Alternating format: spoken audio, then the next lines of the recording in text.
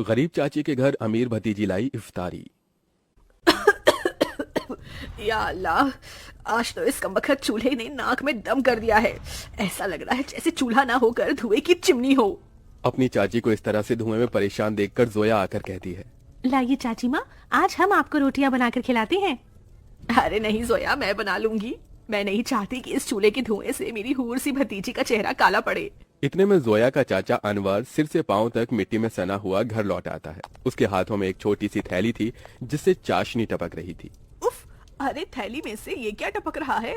अरे माफ करना बेगम, मैं तो भूल गया था। मैं जोया बिटिया के लिए उसके मनपसंद की रस भरी इमरती लाया हूँ।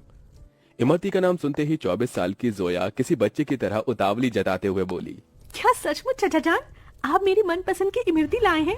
मेरे मुंह में तो पानी आने वाला था, मगर मैंने किसी तरह खुद को रोक लिया। हम सब साथ में इसे इफ्तार में खाएंगे। अरे नहीं बिटिया, मैं जरा सी ही इमरती लाया हूँ, तू खा ले। मुझे और तेरी चाची को मीठे से खास मोहब्बत नहीं है ना बेगम? जी बेशक। असल में इमरती खाने का मरियम और अनवर का भी बड़ा मन था, मगर दोनों अपना मन मार लेते हैं। बचपन की दुर्घटना में जोया के माता पिता स्वर्ग से धार गई, जिसके बाद से जोया के चाचा चाची ने उसे अपनी बेटी की तरह पाला पोसा। उसके प्यार में कोई कमी न हो, इसलिए दोनों ने खुद की अपनी औलाद भी नहीं की। अनवर की माली हालत कुछ ज्यादा खास अच्छी नहीं थी। बस उसके पुश्तों का छोड़ा गया सालों पुराना एक कमरे का कच्चा घर और खेती करने के लिए जमीन का एक छोटा सा हिस्सा, जिस पर थोड़ी बहुत खेती करके जैसे तैसे 2 वक्त की रोटी का गुजारा चल रहा था। या खुदा, कढ़ाई में जरा सी सब्जी है। खैर, नमक प्याज रोटी से ही इफ्तार कर लेंगे। सब्जी सोया को दे देती हूँ। मरियम 3 थाली लगा ले आती है। अरे ये क्या, चाची माँ मेरी थाली में सब्जी, आप दोनों क्या खाएंगे? तभी अनवर अपने गमों को छुपाता हुआ झूठी मुस्कुराहट से बोला, अरे सब्जी की क्या जरूरत, आज तो मैं नून तिल से रोटी ही चटकारे लेकर खाऊंगा। ये कहते हुए गरीब अनवर नमक तेल लगी रोटी काट काट कर खाने लगता है। अपनी गरीब चाचा चाची का ऐसा दुख देखकर जोया का कलेजा कचोट पड़ता है। वो रो पड़ती है। चाची माँ, चाचा जान, चलिए इन सब्जी में से खाइए। अरे इतनी थोड़ी खाऊंगी मैं। जोया के गरीब चाचा चाची को उसे जितना प्यार था उतना ही स्नेह उसे भी था। यूं ही दिन गुजरते हैं। सुनो जी, हमारी जोया अब सयानी हो गई है। हमें इसके निकाह के बारे में सोचना चाहिए। जोया, भाई और भाभी की अमानत है हम पर। मरियम, मैं तो दिन रात अल्लाह से एक ही दुआ मांगता हूँ कि मेरी भतीजी को अच्छा घर मिले। अनवर जोया के लिए रिश्ता ढूंढने लगता है, जो कि अमीर खानदान में हिना के बेटे से लग जाती है। अब शादी की तैयारी शुरू हो जाती है। अनवर, अभी तक जोया के निकाह का जोड़ा नहीं सिलाया। 2 रोज बाद उसकी रुखसती है। जानता हूँ बेगम, मगर जितना कर्ज लिया था वो खर्चा हो गया। मैंने तुमसे एक बात भी छिपाई है, मैंने अपनी जमीन बेच दी। क्या जमीन बेच दी? उसी से तो फकत अभी तक हमारी रोजी रोटी चल रही थी। अब क्या करेंगे आगे? अल्लाह मियाँ बैठा है ना रोटी देने वाला। मरियम, कुछ तो कर लूंगा, लेकिन जोया हमारी इकलौती भतीजी है। उसका निकाह अच्छे से घर में हो जाए ताकि मन में कोई मलाल ना हो। जोया के गरीब चाचा चाची उसकी शादी के लिए अपनी खेती बाड़ी बेचकर उसकी विदाई करते हैं। चाचा चाची माँ, जा मेरी बच्ची, अल्लाह तुझे दोनों जहां की खुशियों और नेमतों से नवाजे। जोया अपने गरीब चाचा चाची के घर को छोड़कर अपने अमीर ससुराल में आ जाती है, जहां उसके सास ससुर नंद जेठानी से भरा पूरा परिवार मिलता है, जहां सास हिना उसका स्वागत करती है। माशाअल्लाह, कितनी खूबसूरत बीवी है हमारे मुराद की। एकदम सही फरमाया आपने अम्मी, भाई की तो किस्मत खुल गई। चलो देवरानी जी, हम तुम्हें तुम्हारा कमरा दिखाते हैं। जोया की जेठानी आलिया उसे कमरे में ले आती है, जो कि बहुत ही बड़ा और आलीशान था। वल्लाह, इस कमरे से भी छोटा तो हमारे चाचा चाची माँ का घर था। यहाँ तो हर शान और शौकत है। अगले दिन जोया नहा धोकर पहली रसोई करने आती है। अस्सलाम वालेकुम अबू जान। खुश रहो बहू बेगम। अम्मी जान, खाने में क्या बनाना है? अरे बहू, तुम क्यों खाना बनाओगी? उसके लिए नौकर चाकर है ना। मगर हम सभी तुम्हारे हाथों का शाही टुकड़ा खाना चाहेंगे। जी अच्छा। जोया जैसे ससुराल के ऐशो आराम भरे किचन में कदम रखती है तो नम आंखों से निहारती रह जाती है। उसकी आंखों के आगे अपनी चाची का धुएं में चूल्हा फूकना याद आ जाता है। या खुदा, हमारा ससुराल कितना रईस है। ऐसा लग रहा है जैसे हम किसी जन्नत में आ गए हैं। मगर हमारी गरीब चाची माँ आज भी गीली लकड़ियों से चूल्हा चलाती होंगी। आंखों ही आंखों में जोया का उसके ससुराल में 1 साल गुजर जाता है और रमजान का महीना शुरू हो जाता है, जहां वो अपने अमीर ससुराल वालों के साथ दावतों भरी दस्तरखान पर बहुत कुछ खाती है। तो वहीं उसके गरीब चाचा चाची की हालत गरीब बदहाली में कट रहे थे। अरे क्या हुआ मरियम बेगम, अभी तक खाना नहीं लाई? मैं वजू करके कब का बैठा हुआ हूँ।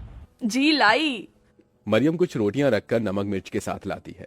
जी बस यही है खाने में, रूखा सूखा है खाने में। जाने अल्लाह हमारे दिन कब बदलेगा। बाकी दिन भी रूखा सूखा खाते हैं और रोजे में भी रूखा सूखा खाकर काटना पड़ रहा है।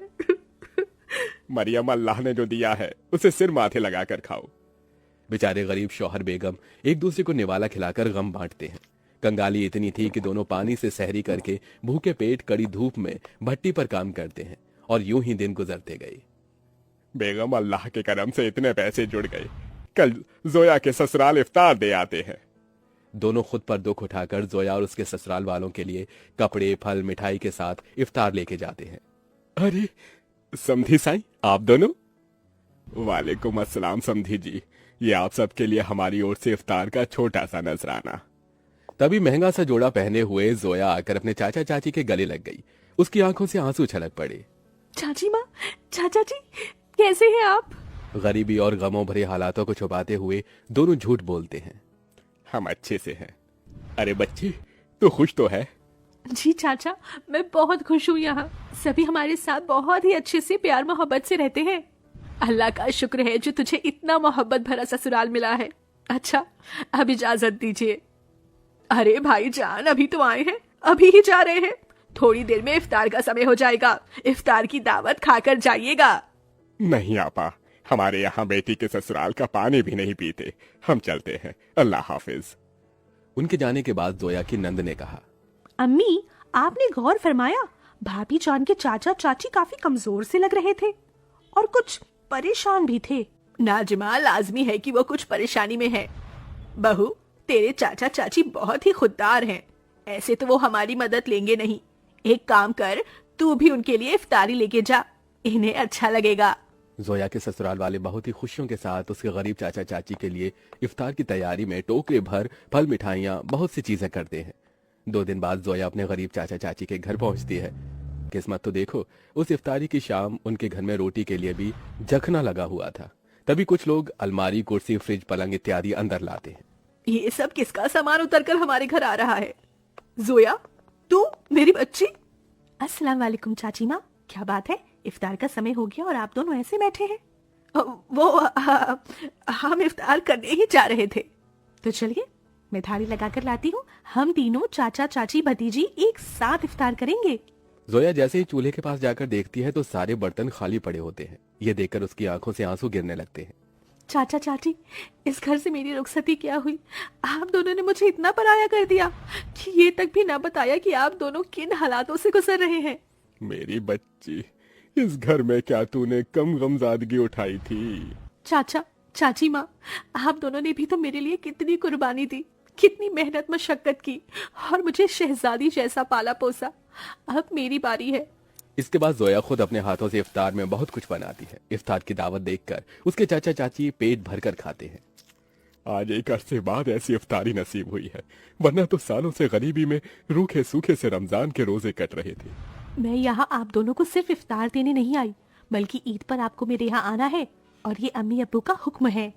हम आएंगे बिटिया, जरूर आएंगे। जोया के गरीब चाचा चाची ईद के दिन उसके घर आते हैं, जहां उनका खूब स्वागत होता है और सभी साथ मिलजुल कर ईद मनाते हैं।